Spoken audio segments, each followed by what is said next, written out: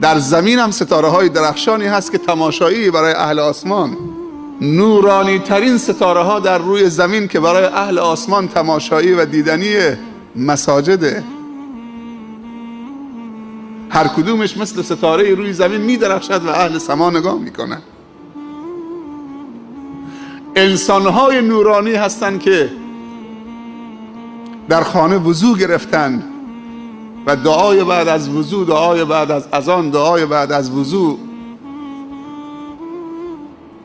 و قدمهایی که به طرف مسجد برمیدارن همینجور اللهم اجعل فی قلبی نورا و فی سمعی نورا و فی بصری نورا و عن یمینی نورا و عن شمالی نورا و من امامی نورا و من خلفی نورا و من فوقی نورا و من تحتی نورا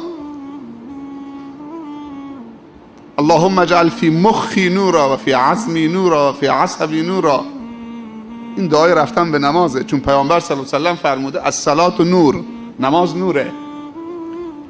این دعای رفتن به مسجده. وقتی تو خونه وضو گرفتید، قطرات آب وضو از سر و صورت و دست و پات به زمین چکید و با دستمال خوش نکردید و آخرین چرک های گناهی که با صورت، با دست، با انگشتان، با پا انجام دادید، با آخرین قطره آب وضو از بدن چکید، نورانی شدید. بعد دعای وضو هم میخونید اللهم اجعلنی من التوابین و اجعلنی من المتطهرین. چه ربطی داره دعای وضو به توبه؟ وضو یک نوع تمیزیه، ولی اول میگی خدایا منو از جمله توابین قرار بده، بعد میگه از جمله پاکیزگان متطهرین. چون شما به طرف عبادت خدا داره میرید، به طرف نماز میرید. اگه دلت پر چرک باشه، دلت سالم نباشه، دلت پاک نباشه، دلت چرکین باشه، خب این آب وضو تو نمیتونه تو باید با دل خالص و پاک و طاهر جلو الله بیستید. چه جالبه دعای بعد از وضو ربط بین طهارت دل و طهارت اعضا. اللهم اجعلنی من التوابین. ناکن داره تو رو متوجه میکنه که تنها با آب سر و صورت و شستن و دست و پا رو شستن آدم طاهر نمیشه، باید دل رو بشورید و اون ماده شوینده و پاک کننده دل تبت الیک یا ربی، به درگاه تو توبه کردم ای خدا. بعد از اینکه دعای وضو رو خوندید، هر قدمی که بلند میکنید به طرف خانه خدا، بسم الله اللهم اجعل فی قلبی نورا، از دل شروع میکنید. این دعای رفتن به طرف نمازه، به طرف مسجده.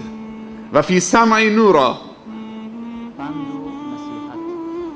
و فی بصری نورا و عن یمینی نورا و عن شمالی نورا و من امامی نورا من فوقی من خلفی من فوقی من تحتی و احطنی بالنور، مرا از هر طرف با نور خودت احاطه بکن. با این وضعیت اگه انسان به مسجد بره، وقتی رسید به در مسجد هم بسم الله، با بسم الله اللهم افتح لی ابواب رحمتک، خدایا درهای رحمت تو باز بکن. اگر رحمت در خانه اش نباره پس کجا میبارد؟ تو عروسی ها؟ خدایا درهای رحمتت را بر من بگشای. در خانه گشوده شده، اما خیلی ها تو مسجد هم رحم نمیشن. باید وارد خانه خدا که بشید، باید از خدا بخواهید که در دومی هم برایت بگشاید. میاد تو مسجد سر صدا میکنه، میاد تو مسجد غیبت میکنه، میاد تو مسجد مردم نماز میخونن، با صدای بلند حرفای بیرون از مسجد رو میزنه، میاد تو مسجد از نمازگزارا و امام مسخره میکنه. باید از خدا بطلبید. همینجور که در خانه خودش رو باز کرد، باید تو خانه خودش ازش بخوای که در رحمتش هم باز بکنه. اللهم افتح لی ابواب رحمتک، خدایا درهای رحمتت را بر من بگشای. آیا خواهان رحمت خدا هستیم یا نیستیم؟ همطوری سر ما انداختیم پایین، داریم میایم بدون نیت. طمأنینه لازمه. بعضی از عزیزان از در مسجد که وارد شدن دید امام داره به رکوع میره، از همونجا نیت کرده و همونجا تکبیر گفته، وقتی آمد با امام رفته رکوع و سجود. نه، باید با طمأنینه یا زودتر حرکت کن یا آرام بیا، هر چه رسیدی باقی هم چه مسبوق شدی کامل بکن. حق دویدن ندارید، چون نماز طمأنینه و آرامشه، باید نور تولید بکنه. تو که نمیخوای به اون آخرین لحظه رکوع برسی، یک رکعت رسیدم، یعنی یه رکعت خواندن اضافی یا یه رکعت خواندن اگه به رکوع نرسیدی کمر آدم خورد میکنه. الان که داری تمرین میکنید 20 رکعت داری تمرین میکنید، با یک جز 2 ساعت طول میکشه،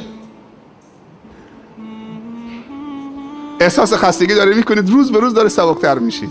این تمرین ها بدن انسان خداوند ترکیبش طوریه که به هر چیز خودش عادت بده به همون طور تربیت میشه.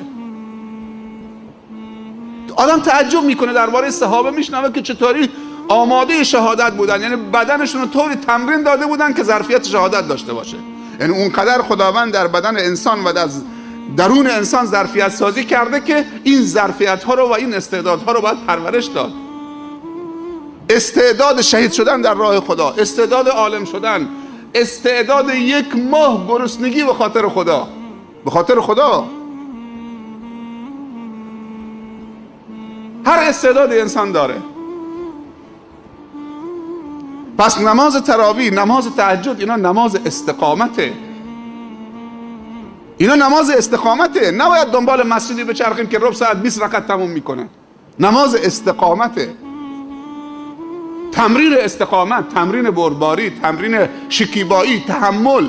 ماه رمضان ماه استقامته، نباید از این استقامت فرار کنیم، چون زندگی متقلبات داره، زندگی فراز و نشیب داره.